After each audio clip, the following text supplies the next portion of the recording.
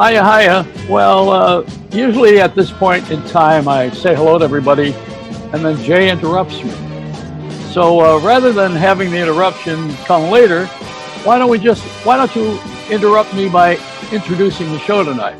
Well, this guy that we have today is certainly well known, perhaps not for his face so much, but for his writing. He is a prolific writer of television, of film, blogs. He's been a sportscaster. I mean, he's done a lot of things. It's Ken Levine. Welcome.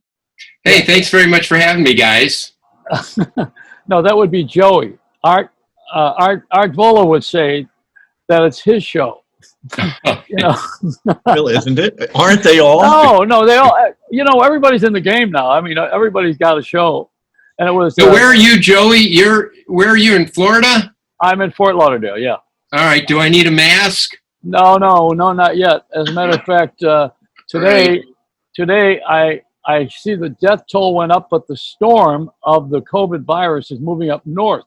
So it's going back up to Jersey, where it belongs. Yeah. It'll be here in about 2 weeks. Yeah. Okay. Anyway, Ken Levine is here, and Hollywood and Levine. Did you call something that you were doing that at one time? Yeah, that's my podcast. Okay. Hollywood and Levine. Yeah, it's an excellent podcast, by the way, I might say. Thank you, Jay. Thanks, Jay. Yeah. It's available wherever you get your podcasts. I'll just slide that in subtly. Oh man, I don't know, Jay. Are you dying for a speaking part? Because you got one here every night now. It's fine. No, it's okay. We've been friends for a long time, and today may be the end of it. I was working on getting the show prepared for tonight. I made meatloaf, and my wife choked on it. So then I went in the other room, and I had to see if she was all right. Now she's okay, and I'm looking over the top of the TV here, and I'm seeing her. I hope she's okay. Yeah. If you fall down, you better get in there. Yeah, she's packing. Well, this is my ex-wife. Now, Ken, how do you choke on meatloaf? Yeah, really. This is not a good recommendation for that meatloaf recipe. Oh, it's not the recipe. I'm talking about the recording artist.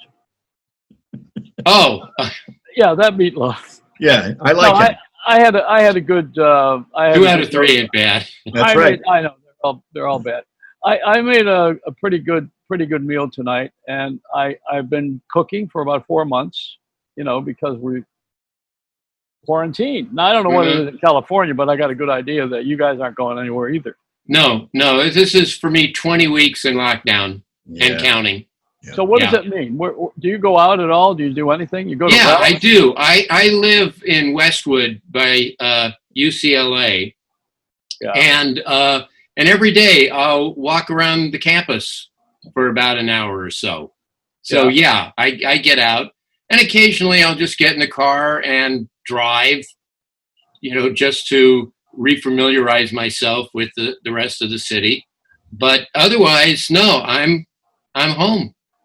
Well, are you wearing a mask and doing the same things we're doing here? Oh, you bet. Yeah. You bet. Yeah. Yeah. Well, I haven't had my hair cut since February. Oh boy. Well, I had heard the news that there was a woman that got bitten by a shark in Maine today, 60-something-year-old woman. And there are women who are now running the military, 200,000 troops now for a woman in charge. But it's a terrible thing to see an army go to waste with women running it. What are we going to do now with these women? They're going to be stronger than us. They're going to be taking over. I'm scared of women. I'm all for it. Did you ever write for Saturday Night Live? Look, I had to go through the draft lottery. Yeah. And I was number 4. I was number 3. Okay. I was number 4. So I got my ass into an Armed Forces Radio Reserve unit really quick. I would have loved if women would have been drafted. It's like maybe I wouldn't have had to bother, but yeah. So I was in an Armed Forces Radio Reserve unit. What'd you do, Jay? Well, that's what I was going to do. Wait, that's what I was going to do, except Nixon stopped the draft when my number was ready to be called. They called 1 and 2, and I was next. Wow. So I just lucked out. I had even shaved my hair already. It was already, I just figured I'm done. I'm in. That's it. I'm going to sit in a rice paddy somewhere, you know. Right. What war would that have been, Jay? That would have been the War of 1812, Joey. Yeah. That's You're at war in Lakewood, New Jersey, aren't you, right now? Well, yeah, yes. Yeah, with the Hasidim. Well, that's that. Yeah, there was a big party that one of the I don't know. There was a 700-person party. It made national news. I don't know. It was very strange. Very strange. Never ends. Well, I'll tell you, the governor of New York today was saying that there was a big gathering over the weekend, and now they're going to have more. I mean, these measures are going to move now over and over again because we are not behaving. No. No. Nobody likes to be where I don't know what it is. I mean, you know that there's something out there that's out to get us. It's like a horror movie. Yeah. And it's lurking. You've seen those films where there's something and then it pops up all of a sudden, you're gone. What are we thinking, that this is going to go away in a week or something? I mean, what are people thinking if this is not serious? No, I think hopefully there'll be a vaccine the beginning of next year. And I think it's going to be a year from now until things are relatively back to normal, and we still might be wearing masks. Let's hope, yeah. Yeah. Well, Ken, I started to ask you this earlier. Did you ever write for Saturday Night Live? No, I didn't. No. You've done so many other things. But I almost, getting back to the draft, I almost wrote for Laugh-In.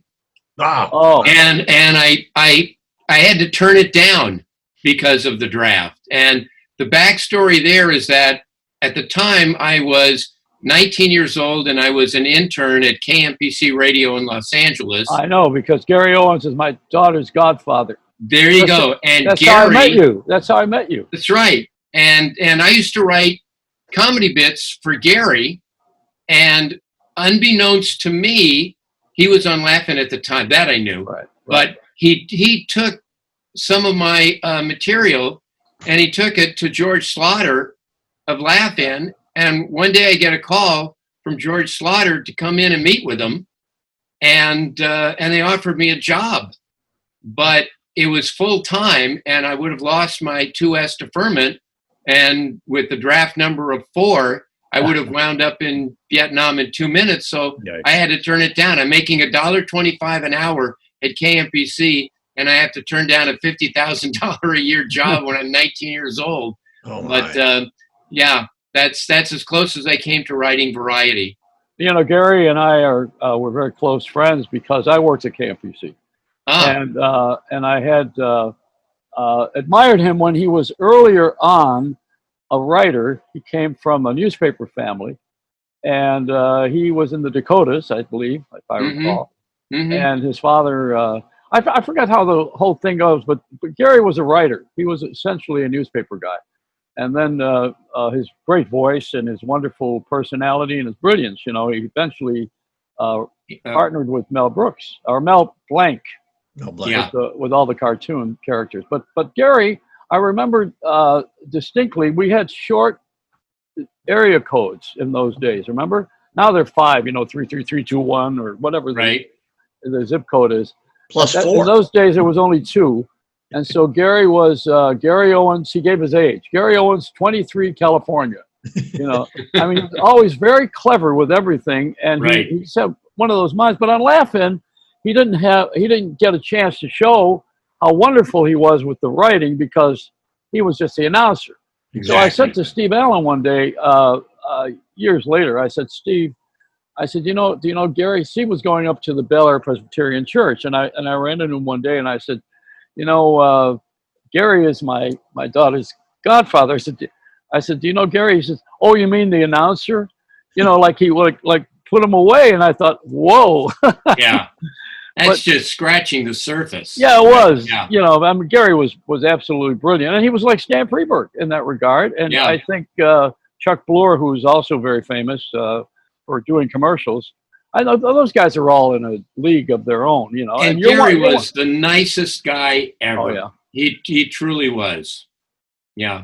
I remember really miss him. my father was a junk man in Buffalo, not for the not drugs, but he came to California and had never met anybody who was a celebrity at that point, up until that point, you know. And I brought him over to KMPC, and Gary was out in the parking lot, and my father was very impressed, and a shy man, also very shy, and I introduced him to Gary, and then Gary went on looking around his car, which he had, a beautiful Mercedes. And I said, "What's going on?" He says, "I dropped $100 bill, and I'm looking for it, you know." And I thought, "Oh, okay." And when we got inside the lobby, my father said, "$100 bill? Somebody would drop $100 bill?" He said, "Is that how you people live out here?" And I said, "Oh yeah, Dad, we do it all the time. You know, we just." Are you kidding? Junk man would clean up. Right. In California. He went back afterwards and picked it up. He found it. No, he wanted Gary's car. So you know, there's difference. I wanted his voice, so to each his own. Everybody did. So was Gary the one who got you started in the in the professional area of being hired to write? You know, I would say, well, not in terms of sitcoms, but in terms of writing professional comedy that somebody would actually perform. Gary really was the first. And, you know, Gary asked me, he wrote a autobiography, and he asked me, he said, you know, could I say that I discovered you? And I said, absolutely, it's true. You did. Wow. You did. So, you know, feel free. But Gary was really one of my first mentors, one of my great supporters. I love the man. Just love the man. Well, he had good taste, and look at what he did, what he found you. That was great. You're a wonderful example of someone who is brilliant. And I would assume that at this point in time, you're also rich. Is that correct? Not rich enough that I have decent lighting here. Well, I have a little bit of nature to thank. You know, the career that you've had, back to you a little bit. I don't want to make this an interview, but I think we already have. You know, you have come up with so many original ideas, and I think I would say that every time I read something that you write, it's totally original and brilliant. Well, thank you. I could say that about it because it's true, and we all admire you. You know, everybody in the broadcast business, and because you're a regular guy, that's why. Because you're not a snob. Well, you know, the interesting thing is, I was a top 40 DJ. That's how I started in the 70s, using the name Beaver Cleaver.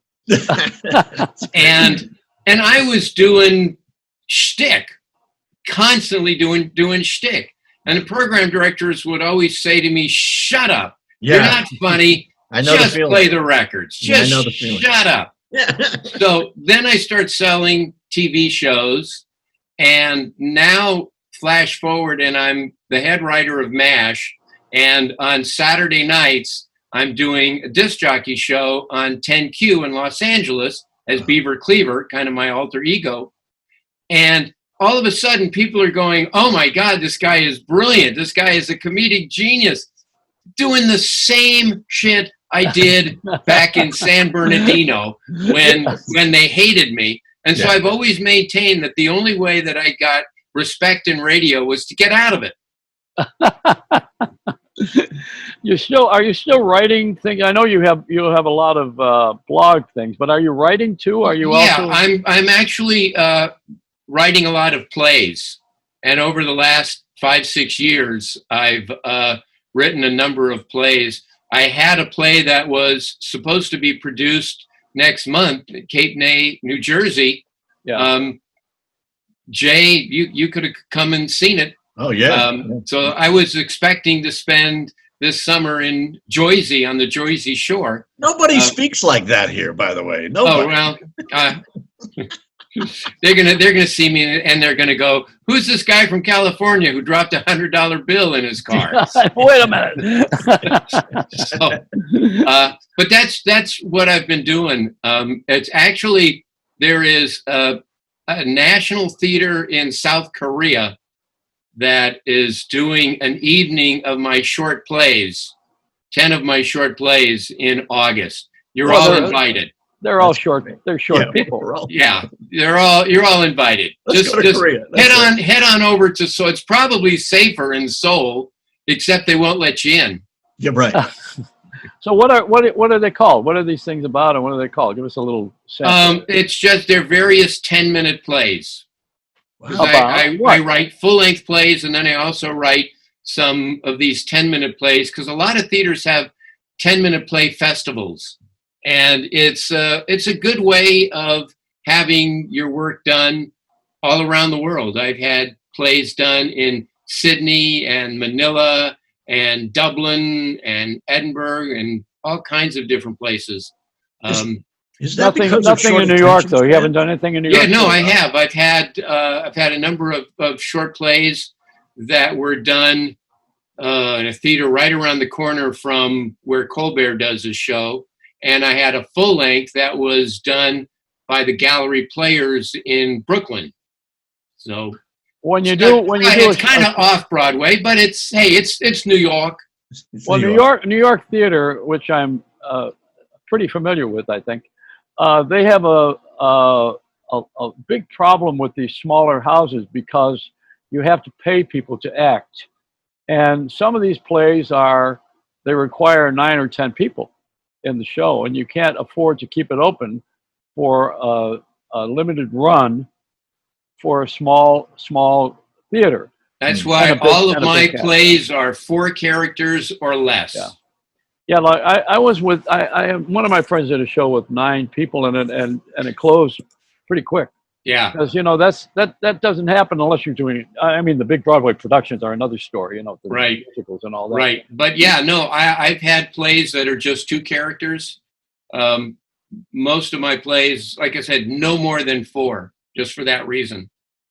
Well, what about MASH? What have you done anything with that? I mean, have you tried to do a show about it?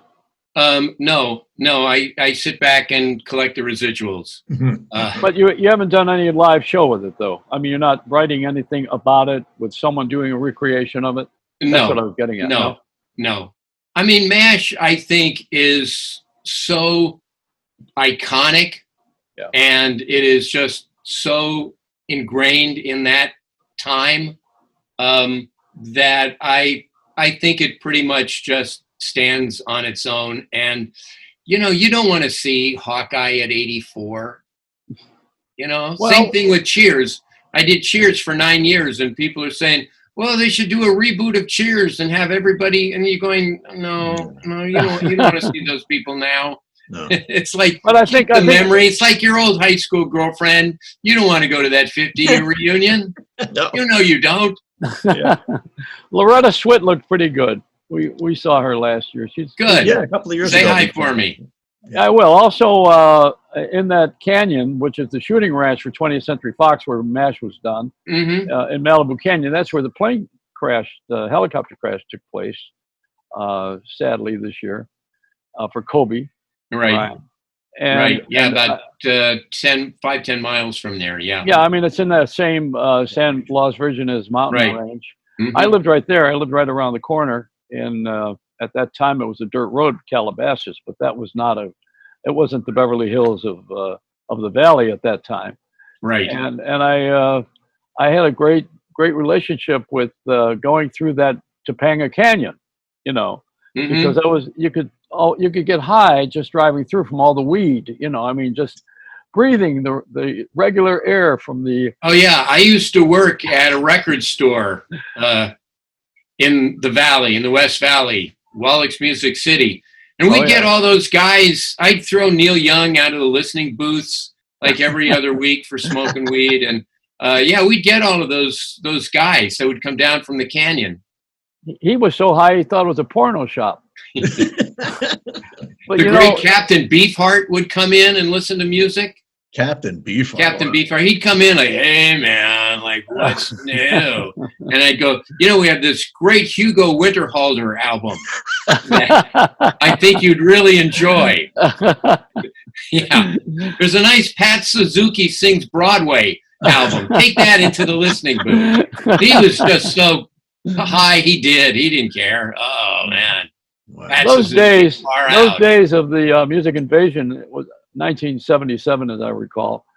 And that's when the music business moved to LA, and miraculously all of the billboards turned from motion pictures to record companies. Yeah. All along the Strip. And of course, the highlight of the whole Strip was the Tower Records, for one time or another. And, that's gone. But at least across the street in this little island, there is the Rocky and Bullwinkle statue. Yeah. Has been refurbished and is back. I remember that. Yeah. I got in trouble. I did the campaign for Jesus Christ Superstar, and I had a live billboard, which lasted one day till the sheriff took it down. They weren't real fond of my putting live people up there right across from Tower, where that Bullwinkle thing is near there. Wow. It was live. Oh, yeah. I remember meeting you I believe it was on Sunset Boulevard, when you had that company where you were making jingles. Oh, Mingles. Yeah, they sounded like the records over the internet. Sounded like the records, yes. Yeah. Yeah. Which were magnificently done, by the way.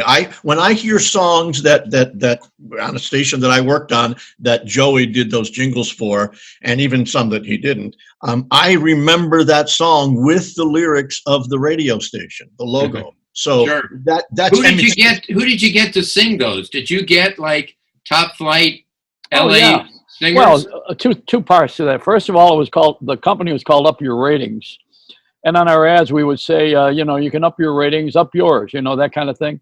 Uh-huh. And that was a little bit shocking back then. But I hired everybody in town with.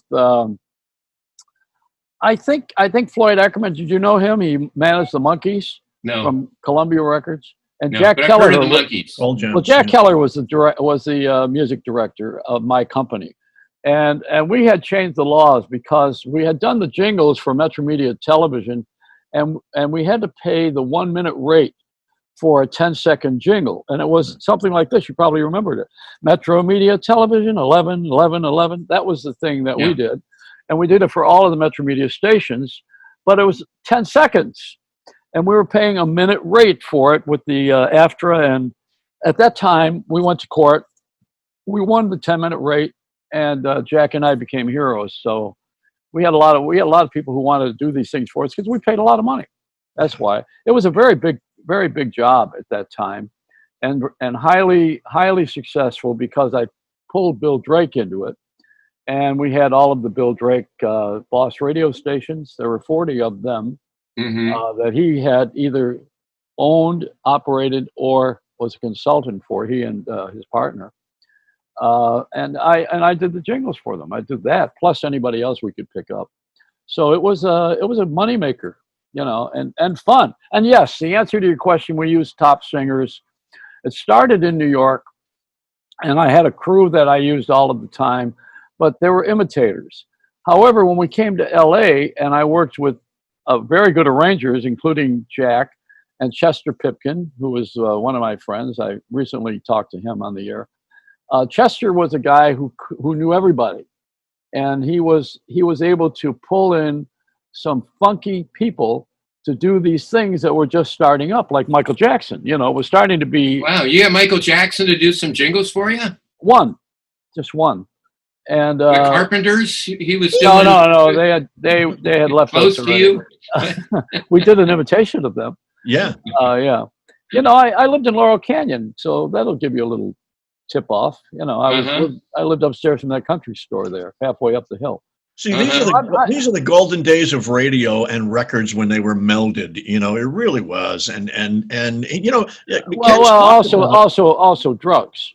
Well, that too. Yeah. But Kent has done some pretty cool podcasts. One was about the glory days of radio, and I'm assuming you were referring to the 60s. Yes. If my mind is on the right. Well, why would the 60s be the glory days of radio?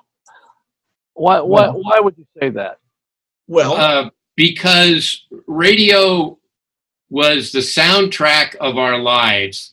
You look at the baby boomer generation, there's 76 million of us, and we all had this huge shared experience, which was the radio. mm-hmm. We all listened to the same stations, and we listened to the same disc jockeys and the same music, and it was a major part of our lives.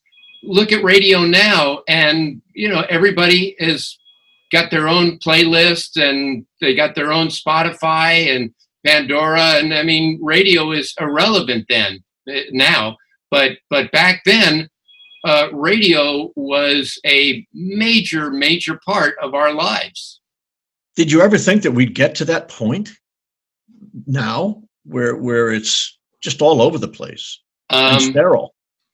Well, Jay, you don't exactly vote for it. I mean, it happened.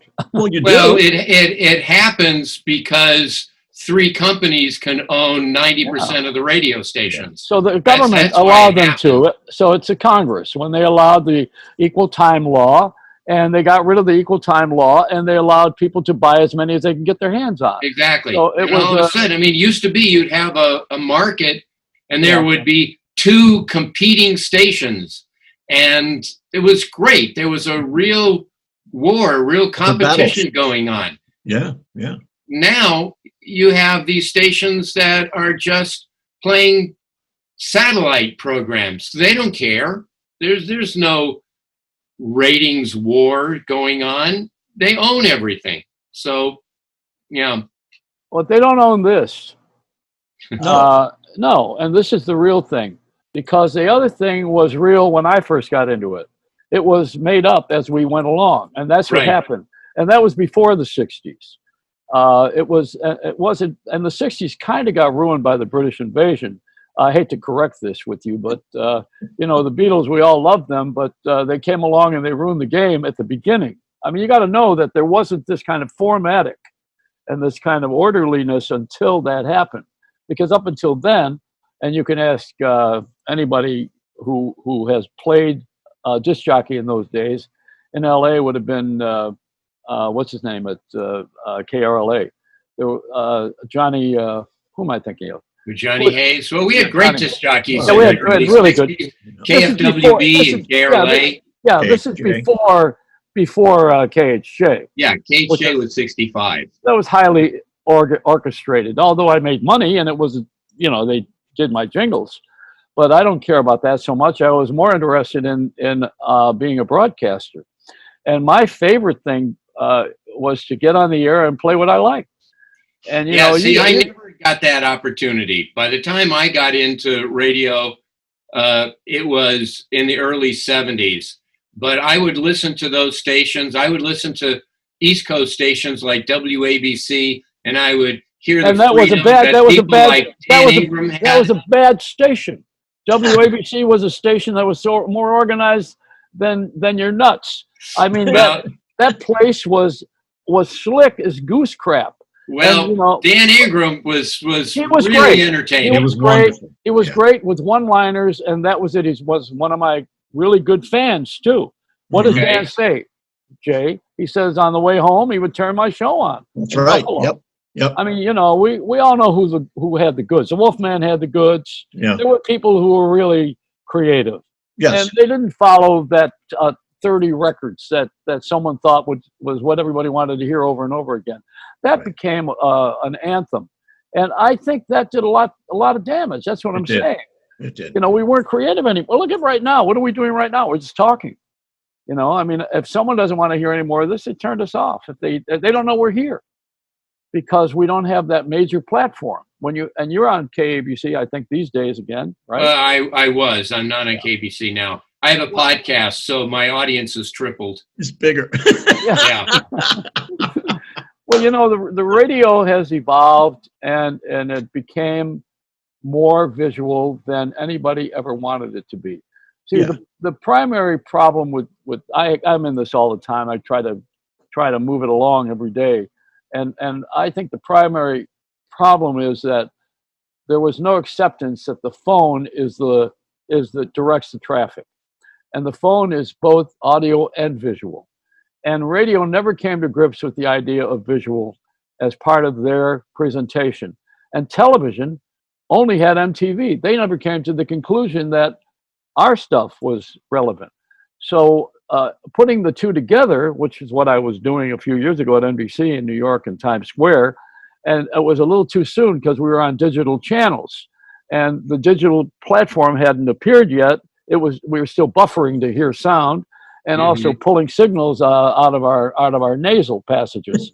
You know, I mean, we weren't able to have that great camaraderie because everybody was doing their own thing. So now, you know, the Andy Warhol said everyone will be famous for 15 minutes. I said this, I think, last week. I think we're down to everybody is famous for 10 seconds. Yeah, you know, I mean, on TikTok. Everybody is on. Everybody is everybody. Remember the saying? What was it? Everything is everything. Everything's everything. Yeah. I mean, we have a culture now that pushes for things, pushing for women, pushing for blacks, pushing for this. I mean, what happened to having fun? We weren't pushing for things. We were trying to get away from our parents. Yeah, that was our push. But that's what's needed now. That's what's needed now. Yeah, but we don't have you don't have a model. See, there's no modeling because people got too much into money. Yeah. And money is the result of work, not the reason to work. Although we've made it the cause. You know, I mean, if you don't have money now, oh my God, you're just I don't have money, and I'm healthy, and I don't give a shit. You know, I mean, so why not follow me? I'm the right guy. I'm the right guy to follow at my age and for what I'm doing, and I don't care about any of that stuff. You know why? Because it never meant anything anyway. Wow. Well, podcasting to me is kind of the new direction of radio, because podcasting is it's okay. You know, freedom. I do my show. I do whatever the hell I want on my show. I love that, and I love you, and you're brilliant, and I know that already. And everything that you write, you're very clever. And when you do your list, I mean, every year when you do the Oscar recaps, they're absolutely great. I mean, they're stunning. You're great. Between you and Bruce Valanche, who was the guy behind the curtain until recently, until the last few years. He's the guy that would hand Billy Crystal the funny jokes, or Johnny Carson, or whoever, some of them. He was just so necessary, and in the moment. And Ken on the recap is the best ever. So you're the best that ever did any recap stuff. Thanks. I love being on your show, by the way. Come on, I can come on anytime. Well, but it's true. It's absolutely true. It is. And anybody who knows the work and they hear this, they'll say, gee, they don't know who wrote it or where it came from. Right. And so much of the delivery system is at fault right now. That's what we're talking about, is radio being at fault. Right. And it's only at fault because there's nothing on. They don't put anything on. I mean, they put all these records on. That's not what. And arguing on the phone. I mean, who the hell needs to have a phone argument? Get married, stay home. Right. I mean, in the last 4 months, you think people are going to want to listen to an argument?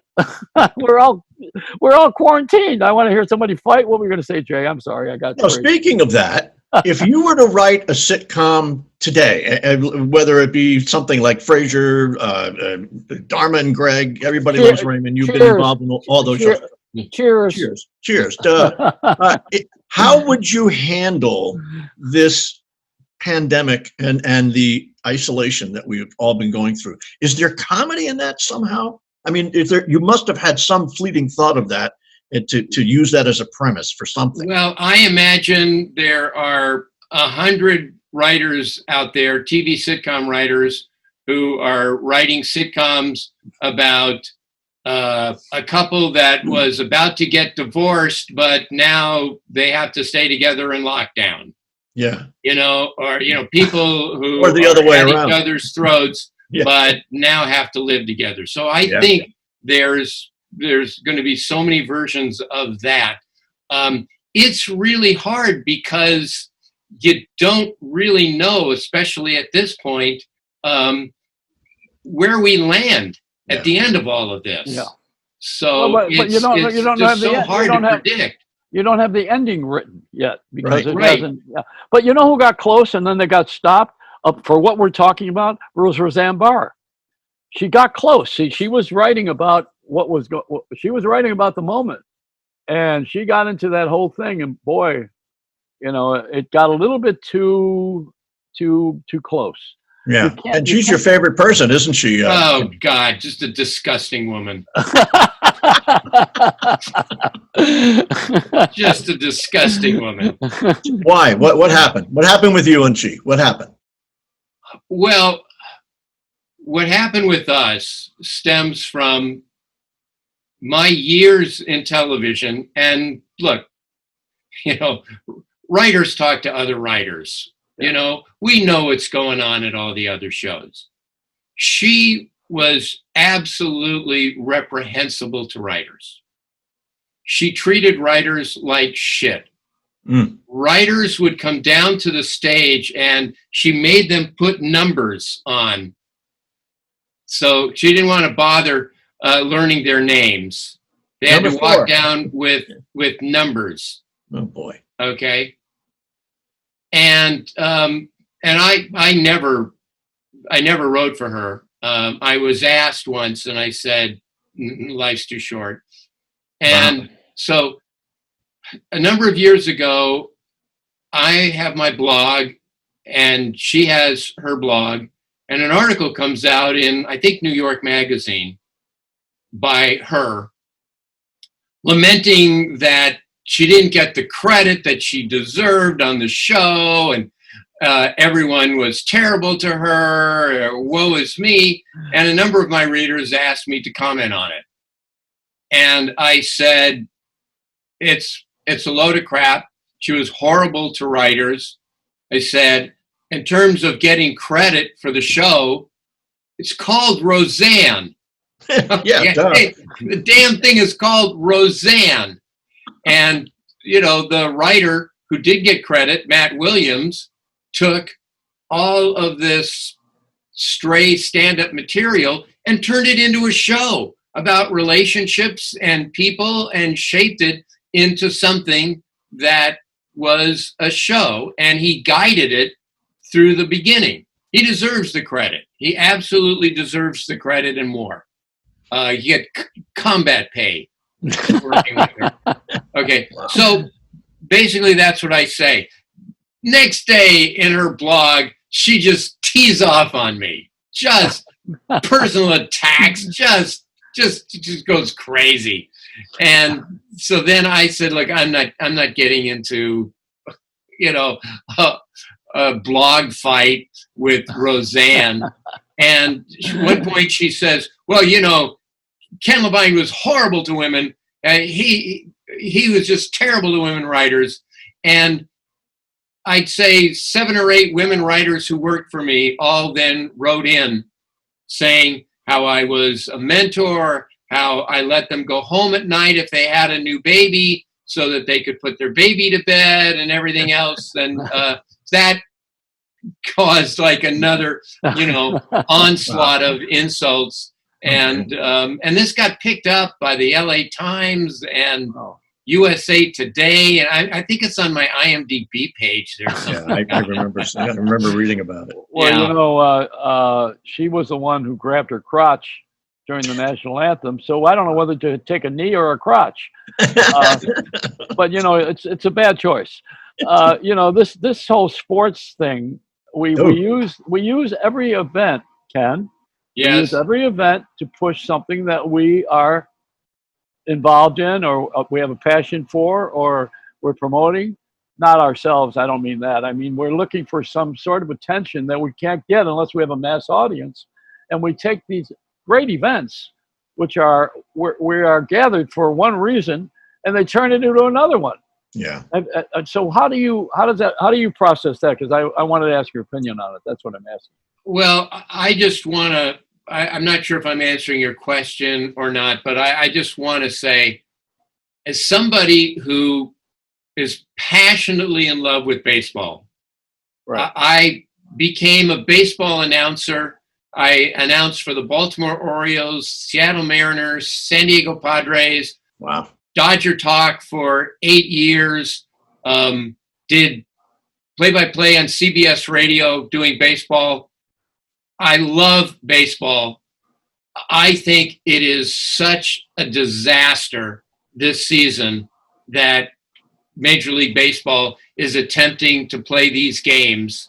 I just think it is just so irresponsible and terrible.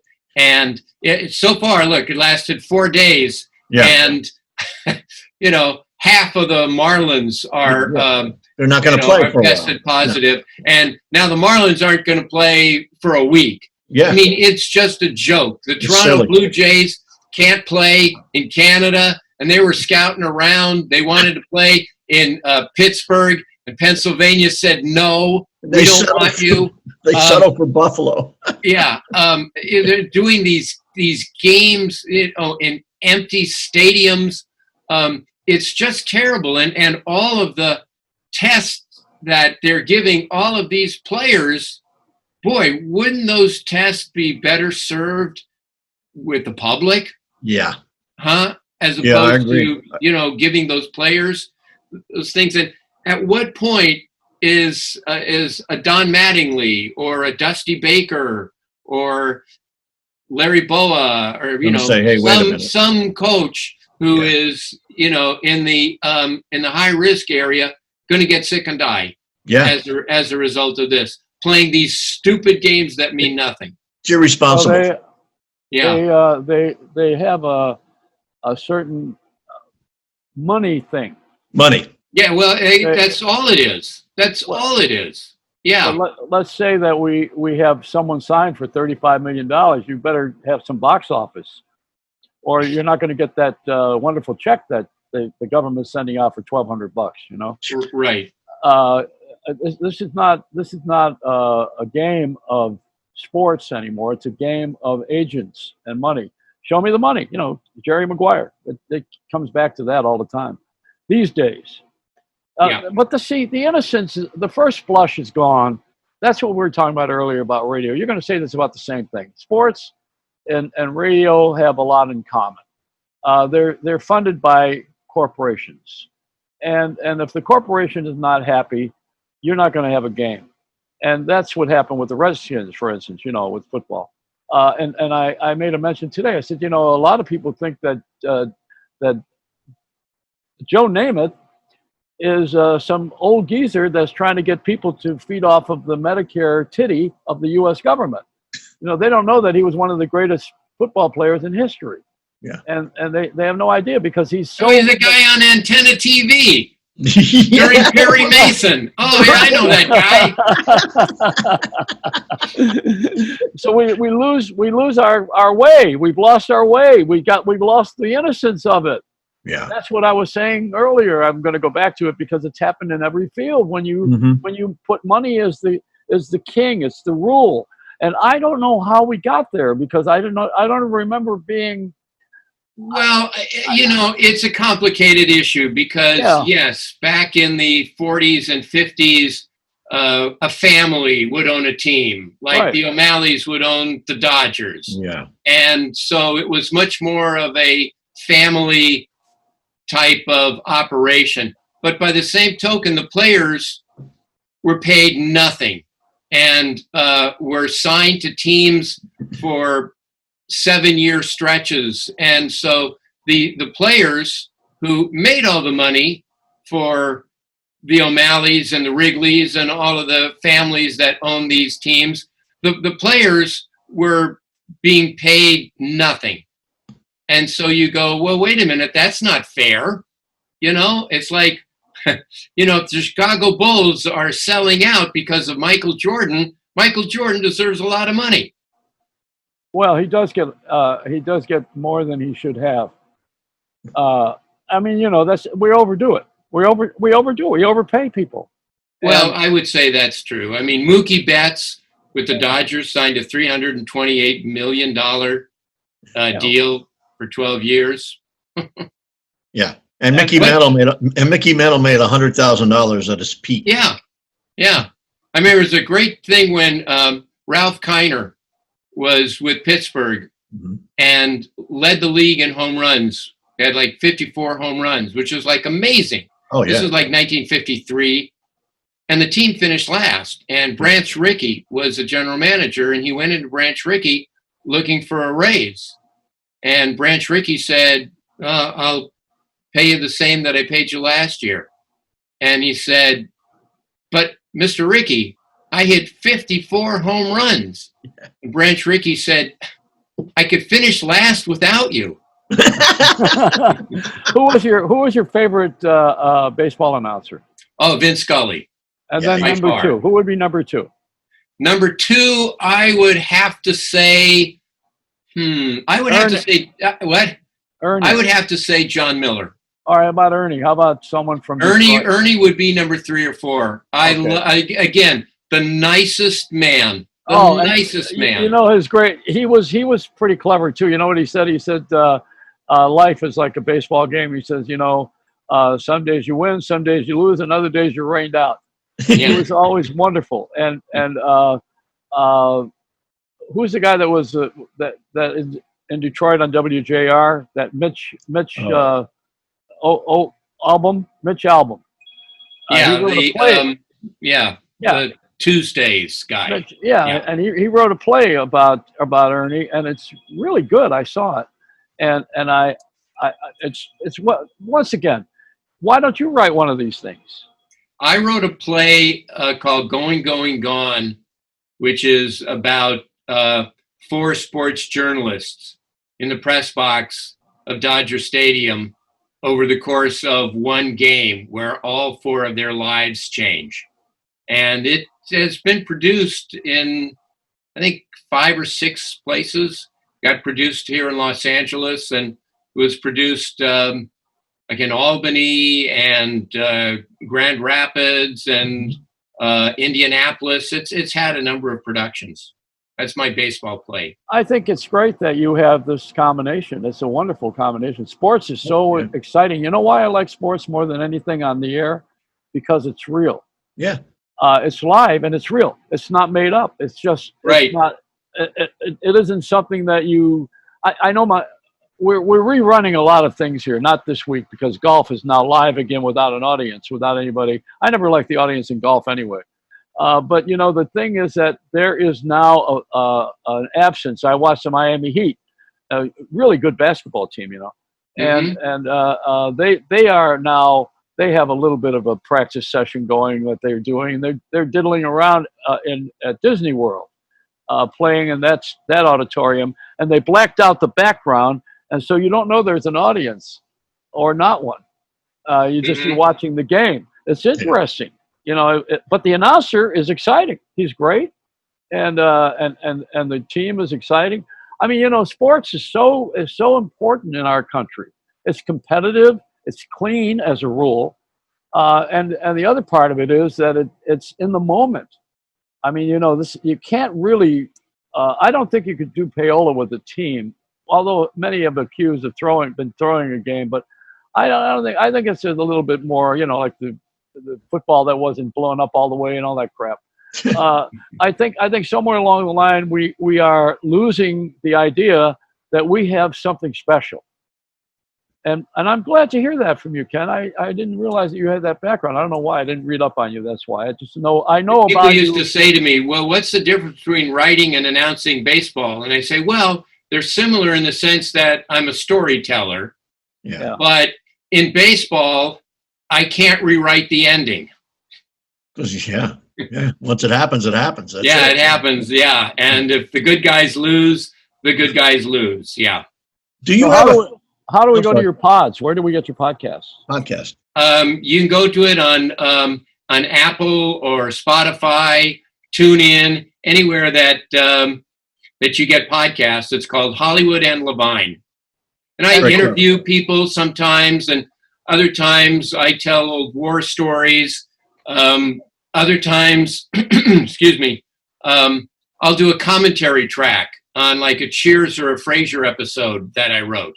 Wow. So you can just sort of sync it up, and I do the commentary track. How long is it? How long is the show that you do? Is it about 30 minutes? Yeah. Yeah, about 30 minutes. No sponsor yet, right? Sometimes I have sponsors, yes. Yeah. Do people actually give you money? Yeah. I've seen. Who knew? Who knew? I get about 10,000 downloads a week. That's great.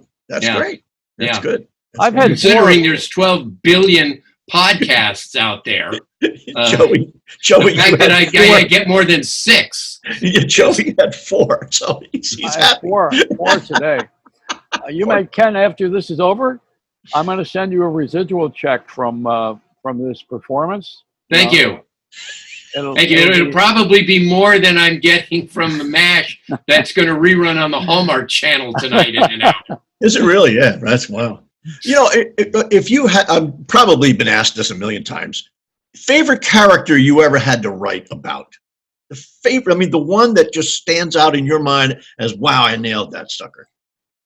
A movie my partner and I wrote called Volunteers with Tom Hanks and John Candy.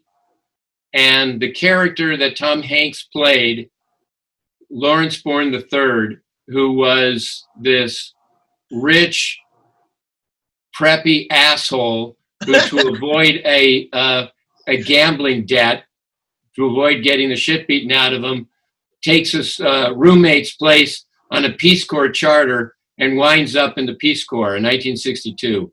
And that was the most fun character because he was such a dick. He was such a dick. It was so much fun. You could put him in any situation, and it was so much fun to write. That would be my favorite character. That's wonderful. Well, yeah. I lived with Kramer, and I experienced a little bit of. Well, there's only one, and I experienced Larry David a little bit because Larry was certainly one of the guys died last week, as a matter of fact, and we had a 5-hour ceremony on Zoom with one of the 4 comics that hung out together with Seinfeld and Kramer and Larry, and the other was Ron Moranian, who was the Armenian comic Ron Moranian. You could really get mixed up with that, but he was very funny. He says, even when you fall on your face, you're moving forward. I mean, he was always very clever, and love him in Fresno. Yeah, exactly, and Aspen. Yeah, and Glendale, California. There you go. But when I was on this thing the other day with all these other guys, there were like about 100 people, men and women. I always say guys, but watching this and being a part of it, I realized how fertile the society is. I mean, there's a lot of really good, smart people who are funny, and we don't get that on television. We get news, and I'm thinking, why? Well, you don't have to watch the news. No, you don't. There's other things, but we're not directed. As I've often said, we don't have a libretto. There's no Casey Kasem. There's no TV guide. Nobody tells us where to go, except, when you live with somebody, they'll tell you where to go. But I like to be able to have a little bit of coordination so that we can enjoy each other. See, we've always not had an audience in this generation. There is no audience because we're not together. Well, there's separated. Too many choices too. The choices are. I don't know. That's why there are so few shared events, right? Like the Super Bowl and even the Oscars nowadays, not so much, and even the World Series, not so much. But the Super Bowl is still a shared event. Yeah, it is. Hopefully, this election, when we can get rid of Trump, will be a giant shared event. He's definitely controversial. That's a nice way. That's a nice way of. I mean, I don't know. I wouldn't know what to say because there's so much separation, and I keep looking for someone to bring us together. I'd like to see us all have a party and have some fun. We did that, and even though there was a resentment about it, we did that when Kennedy was president. A lot of people didn't like him.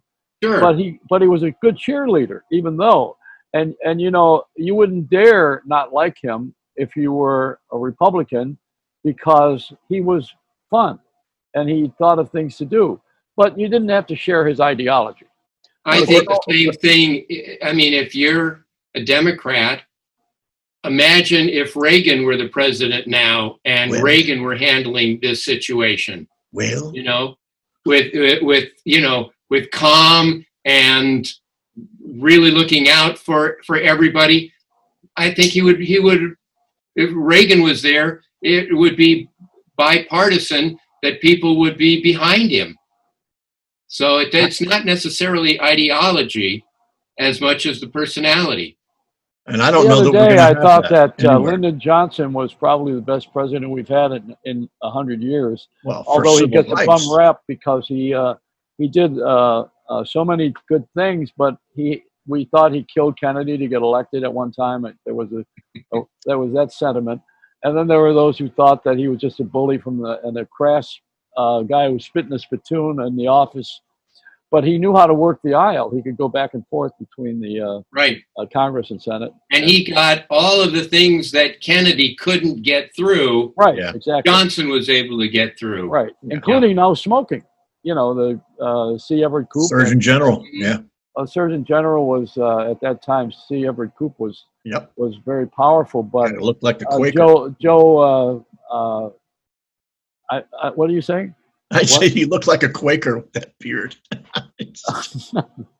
What do I have my hand up his back doing the voice now? No.